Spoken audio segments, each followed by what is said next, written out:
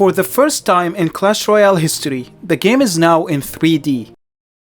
Bro, why is the king trying to riz me up? If you go to the game mode switcher, you will find Merge Tactics, right below Trophy Road and Path of Legends. Merge Tactics is an entirely brand new second game inside Clash Royale that is basically an auto chess game mode. So yeah, we now have two games in one application. And for those wondering, yes, this is supposed to be their way of putting Clash Mini in Clash Royale. I'll share my thoughts at the end of the video, so stick around if you care about that. The first thing I want to point out is that this game uses the same cards from Clash Royale, and right now there's a pool of 20 cards, but usually these change every season. The issue with this is that the stats of the auto chess mode are affected by the Clash Royale level, though it's a smaller effect, being a 2% stat increase each level instead of the original 10%. Unlike Clash Royale, the deck building tab here doesn't let you build your own deck, but instead this is a screen that is used to pick the ruler before your game starts. The first ruler is the Royal King, and his ability grants you 4 elixir for every round you lose. The second ruler is the Spirit Empress. Her ability grants you 1 bonus elixir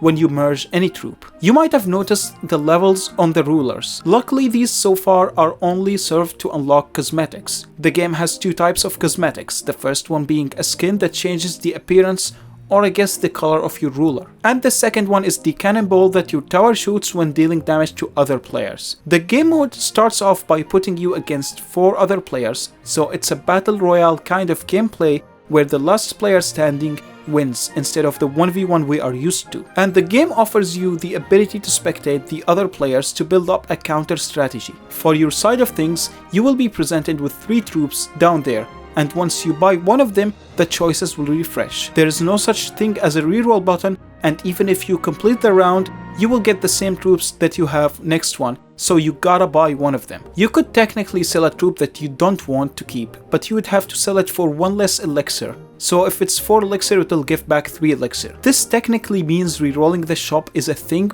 and it costs you 1 elixir, as you can buy any random troop and sell it instantly. The merge part of the name hints at some fusion mechanic, and that's because if you get a couple of 1-star troops, you will merge into a 2-star version. And if you get a couple of 2 stars, you will get a 3-star version of the troop. 4-star exists, but I genuinely think it's impossible to get in a regular match because you are not getting 8 copies regularly, especially since the shop has a shared pool of unit. So like, if you notice here, my opponent has 3 Skeleton Kings. This means he took most of them, and it will be harder for the other 3 players to find Skeleton Kings. And the same goes for me hoarding all the goblins, which will prevent the other players from gaining access to them since I'm just gatekeeping them. Besides, you only gain 4 elixir per round, so you can't rely on refreshing the shop to build 4-star troops. It will mostly come down to luck. Or modifiers. See, here in this tab there are 27 modifiers, and they unlock slowly as you progress in the trophies, or I guess stars, or whatever you wanna call these. Anyway, there are a lot of modifiers, and going over them one by one will have you stuck watching this video up until tomorrow. So I'll just keep tabbing them like this for people that care enough to be pausing and reading them. Other than modifiers, there are 2 important game mechanics, the first one being how the damage is done to players is calculated. And basically it's the number of your surviving troops plus 1. So given that I have 4 remaining troops here, the opponent is losing 5 HP. But on the first round, they had only 2, so I took 3 damage, which makes early game less important, and that's very good given how random it could be. The other one is Merge Tactic traits, and there are 11 of them. Each troop has 2 traits. The first one being a race, like goblins being goblins, skeleton related cards being undead, and the royalty figures being from the noble class. And the second trait is more like a profession. Being a thrower isn't only tied to undead characters, since Spear Goblin and Executioner can throw stuff like the bomber. And being a ranger isn't exclusive to the noble princess, as a regular archer can do that as well. Now, what these synergies do is basically if you take 4 undead and put them on the field, together they will trigger a special ability. The undead ability curses your opponent's troops by removing a portion of their max HP, so that means they can't heal it back. Once that cursed enemy dies, all the undead troops on your team will gain a sizable attack speed buff. The noble ability makes your front line like Prince and Golden Knight take reduced damage and makes backliners like Princess deal more damage. This basically amplifies the strength of each of your troops while keeping their weaknesses the same, so make sure you protect that princess at all costs. The clan ability gives your troops some healing and attack speed buffs once they reach 50% HP. This works only once per game, so overhealing doesn't really get them to get this ability back, and if you're still confused, to put it simply, it works exactly like the Goblin Demolisher, changing like a wall breaker once it hits 50% HP. The Goblin ability will give you an orange orb that has a random goblin at the start of each round. This one is insane because you can either sell the goblin for elixir or use it to get multiple 4-star troops, which are crazy strong given how hard they are to get by normal circumstances. The Ace ability will pick the troop with the most stars on your team and assign it as the captain, and every time the captain kills an enemy troop, it will get a temporary attack speed buff to your entire team. The Brawler ability will give them some extra bonus HP, just simple as that, and that's kind of the theme for most profession based traits. The Ranger ability gives them an increased attack speed every time they deal damage, stacking up to 15 times. To put it on a simple Royale terms, it's basically how the little prince speeds up when he attacks. The Assassin ability will get your troops to jump to the enemy backline, which honestly is very good if you're facing someone with a lot of ranged units. The Juggernaut ability will give a shield to any troop that is behind one of the Juggernauts, so simply placing a knight in front of your Dart Goblin will grant it some extra HP. The Thrower ability slightly increases your range, and it will increase the damage you deal the more far away the enemy is, kinda like a reverse hunter. The Avenger ability gives them extra damage, and if she is the last woman standing, she gains even more damage. Actually, it says woman in the game because they are all women, so I guess you go girl. Now, what I really care about is knowing how interested you all are in this game mode. Knowing this would help me decide how often I would make videos on it, or if I just shouldn't. Like, would you all want to see more in-depth videos about every class being explained? Would you want to see some explaining every merge tactic troop, or would you simply just rather see some Clash Royale stuff only? Let me know in the comments. I will be reading and making a decision based on how things turn out. Now that I explained this game mode, this part of the video is mostly for Clash Mini players. However, if you are a Clash Royale player, feel free to watch it because I'll have some gameplay from the beta version of Clash Mini if you are interested in knowing how the game used to be. Or if you want to hear me crash out, because honestly, I'm just speechless. Needless to say, I'm extremely upset. Like, I have never been this disappointed in my entire 25 years on this planet. And I feel like this is a very high bar, considering like Clash Mini died, and this is more disappointing than Clash Mini dying. But maybe not, I don't know. Anyway, like, just to get to the point, back when they killed the game, which I still think was a mistake, they told us, and I quote, "We decided to commit to bringing Clash Mini to Clash Royale to reach its fullest potential." And even later we got a message on the official Discord from the game designer saying, and again I quote, "Mini is not dead, my friends. We are making it in Clash Royale. It will not look the same. It's better in my opinion." This ended up setting like some very high expectation, both for me and for the entire community. Fun fact, the only reason I didn't quit YouTube was those messages, because I thought, hey, they didn't kill the game, like this is their way of launching globally and saving Clash Mini, that's what they said. So why would I quit if I can make videos on 2 games for the next decade or so? Am I quitting now that they ruined it? Of course not, especially since this is basically my job now, but also I do really enjoy the process of making videos. In fact, I would actually like to personally thank them for this miscommunication because it's the only reason I'm still making videos now. However, I feel like I have to speak up for everyone, including myself. This is not what we wanted. In fact, this game mode has nothing in common with Clash Mini except that both are auto battlers. Well, I guess they kept the 3-star Royal Ghost. There's your Clash Mini experience, guys. I'm sure this was everyone's favorite thing about the game. Everyone misses Royal Ghost. But the point is, I tried so hard to get them to change it back. Every playtest they did, I just told them that this sucks. Why not revert back to 1v1?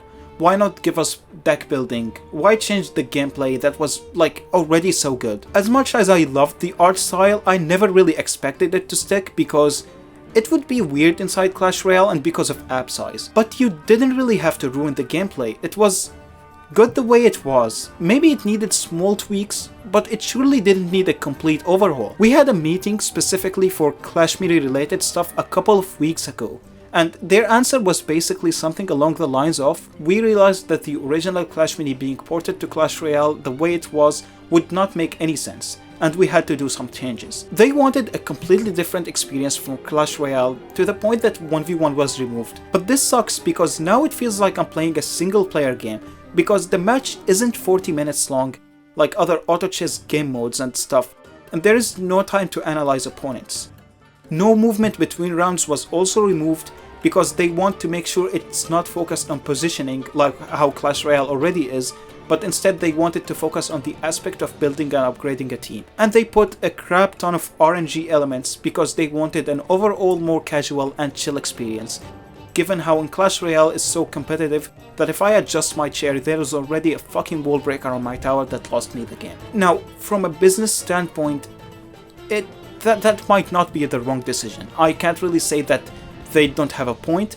The Clash Mini audience is probably less than 1% of the Clash Royale one, so it's not really that big of a problem. However, I just can't believe that out of all the people I'm the one saying this, but data is not everything. I feel like when Brawl Stars was in beta, it was iOS only, and one of the biggest changes that increased their playtime and retention was them releasing an Android version. There's not a single piece of data that would show you that the lower playtime from iOS users was because there wasn't an Android version. While this statistically makes no sense, the reality is people used to not be able to play with their friends because not everyone has an iPhone, so that when they released an Android version, iOS players were able to play more with their Android friends, or like even play at all, not more. To me, I think Clash Mini fell victim to hyperfixating on data twice. First was when they killed it, and the second one is whatever they did to it here. Supercell has this obsession with releasing the next viral hit 2016 Clash Royale-like game, and I get that. Everyone wants a viral game. But I feel like this is the wrong way to look at things because auto chess is not a viral kind of genre in itself like how a shooting game would be. Clash Mini, according to them, had really good stats, just it wasn't on the level of Brawl Stars, Royale or Clash of Clans, and the fact they still killed it shows me that they value virality or money over making a good product. To me, there is a fine line where sacrificing extra money for a higher quality product is worth it.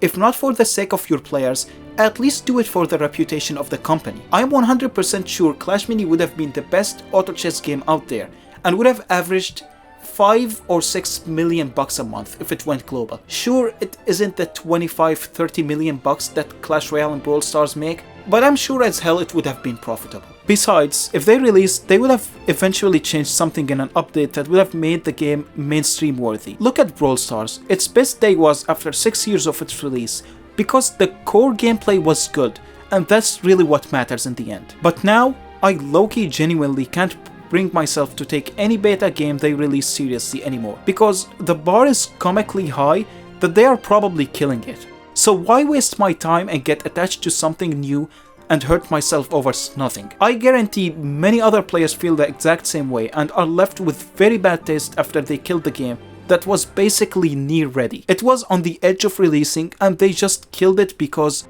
they saw more potential in it in Clash Royale. But eventually they changed everything, so they basically killed it for nothing. And what personally frustrates me is that I've been looking for a replacement for 1.5 years, and there isn't a single game that comes even remotely close. I've had many people on Reddit and Twitter ask me what about Clash Royale, and the thing is, I do believe Clash Royale is the best mobile game out there, if you look at it from the core gameplay standpoint. But the reality is, if you lived your whole life going to a 5-star hotel, and then suddenly switch to a 2-star one, you will feel like it's bad even though the 2-star hotel is like objectively good. And that's how I feel about Clash Mini and Clash Royale. The game was so much better that I'm struggling to enjoy Clash Royale altogether despite it being the best mobile game out there. And besides making me take beta games less seriously, I just feel like the game dying stripped away every ounce of passion I had and just like in me.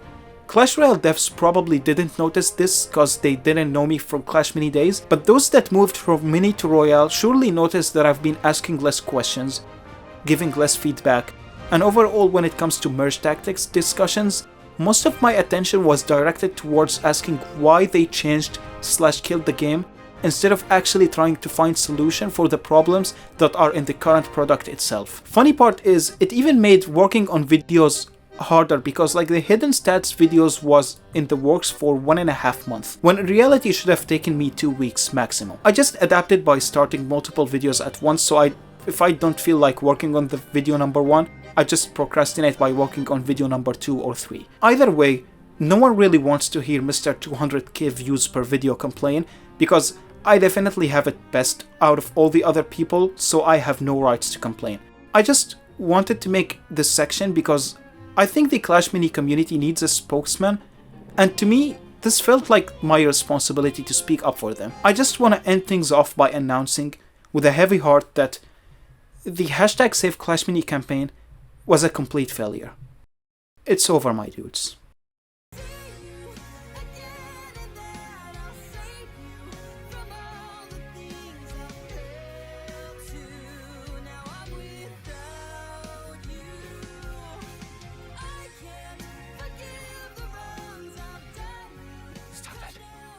That life was taken from me long ago.